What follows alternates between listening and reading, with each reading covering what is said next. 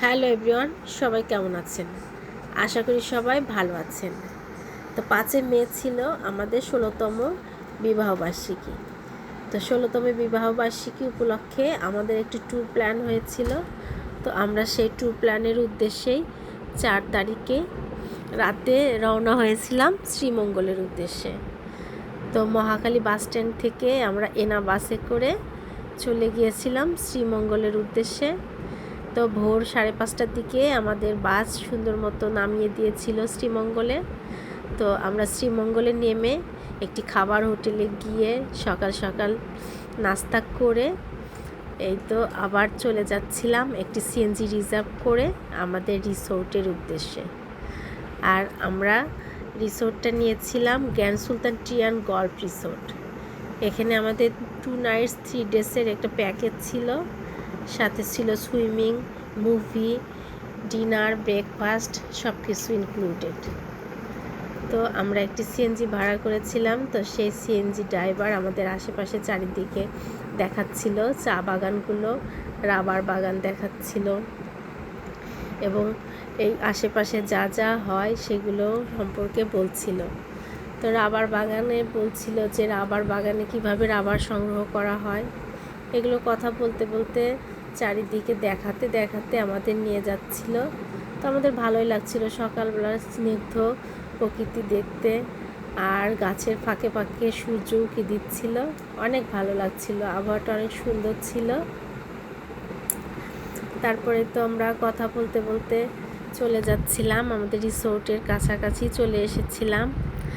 তারপর এই তো রাবার বাগান দেখাচ্ছিল, এই পাশে রাবার বাগান, এই পাশে চা বাগান, অনেক সুন্দর। শ্রীমঙ্গল অনেক সুন্দর। শ্রীমঙ্গলের মানুষগুলো অনেক ভালো, তারা খুব শান্ত প্রকৃতির, কোনো ঝামেলার মধ্যে যায় না। তো এই তো কথা বলতে বলতে চলে এসেছি আমরা রিসোর্টের এই তো প্রধান ফটকের কাছে।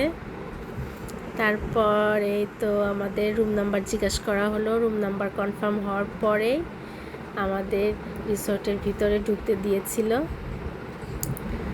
তো আমরা এই তো রিসোর্টের মধ্যে যাচ্ছিলাম, সিএনজিটা নিয়েই ঢোকা হয়েছিল। তারপর আমরা সিএনজি থেকে সব কিছু লাগেজ নামিয়ে এই তো চলে যাচ্ছিলাম রিসোর্টের ভিতরে। তো রিসোর্টের ভিতরে গিয়ে রিসিপশনে কথা বলে আমাদের লবিতে বসতে দেওয়া হলো।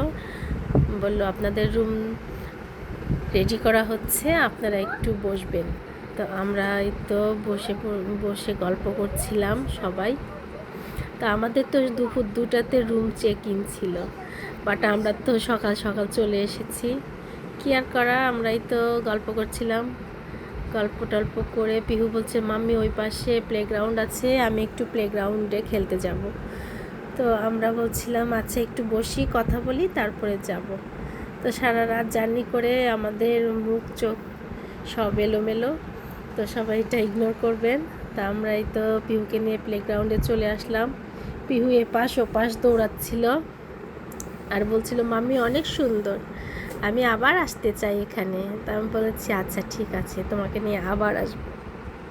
তো পিহু দৌড়াচ্ছিল, বলছিল কি সুন্দর মাম্মি, প্লেগ্রাউন্ডটা অনেক সুন্দর। তা আমি বলছি হ্যাঁ প্লেগ্রাউন্ড অনেক সুন্দর। তারপর পিহুকে বলছিলাম আসো আমরা এই পাশে যাই। তো পিহু বলছে আচ্ছা চলো এই পাশে যাই। তো আমরা 4-5টা ঘুরে বেড়াচ্ছিলাম, দেখছিলাম।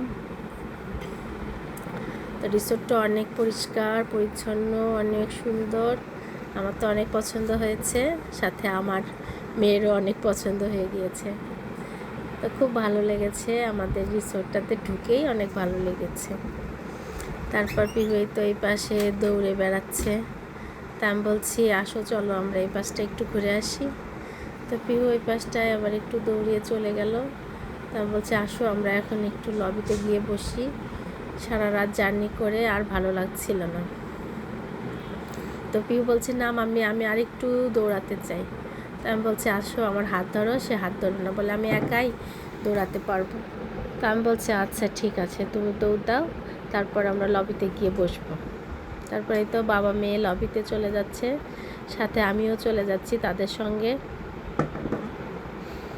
তো লবির এই পাশে ও পাশে চারিপাশে অনেক সোফা ছিল, বাট আমরা এই পাশটায় বসিনি, আমরা একটু ভিতর সাইডে বসেছিলাম। তো ওখানে আসলে ভালো লাগছিল, একটু দেখা যাচ্ছিল না কাউকে, আমরা ফ্যামিলি টাইম স্পেন্ড করছিলাম। আর রিসোর্টটা অনেক নিরিবিলি, অনেক শান্ত, অনেক সুন্দর, পরিষ্কার। তো পিহু বলছে মাম্মি আমি কিন্তু আবার যাব প্লেগ্রাউন্ডে। আমি বলেছি আচ্ছা ঠিক আছে, আবার পরে নিয়ে যাব, এখন আর যাব না, এখন রেস্ট করব। তো পিহু তো বলছে আচ্ছা ঠিক আছে। পিহু এই তো সোফায় এসে বসে পড়েছে, বলে আমি তাহলে ঘুমিয়ে পড়ি। আমি বলছি ওকে, তুমি ঘুমিয়ে পড়ো। তো পিহু এই তো শুয়ে পড়েছে। আর পিহুর পাপা তো এই পাশে একটা সোফায় রেস্ট করতে গিয়ে ঘুমিয়েও পড়েছে। পিহু ট্যাব দেখছিল পাশে, আর আমার সঙ্গে একটু পর পর গল্প করছিল।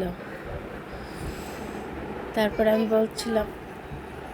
বলছিলাম যে মাম্মি কেমন লাগছে তোমার এখানে এসে? তো পিহু বলছে আমার অনেক ভালো লাগছে। তো এই পাশে আমার ছেলেও ট্যাব খেলছিল, অনেক সুন্দর লাগছিল চারিপাশটা। বাইরে গিয়ে দেখলাম, তো আমাদের তো অনেক ভালো লেগেছে। আর পিথি আর পিহু তো ট্যাবে খেলতে খেলতে তারা আনন্দ নিচ্ছিল। তো আমি বলছিলাম তোমরা তো সারা রাত ঘুমিয়েছো, আমিও আর পাপা ঘুমাইনি, তা আমরা এখন ঘুমাবো। বলে না আমার সঙ্গে গল্প করো, পিহু বলছে।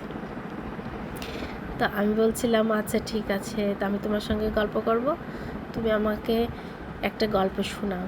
তো বলছে আমি তো গল্প পারি না, তুমি ট্যাব দেখো আমার সঙ্গে।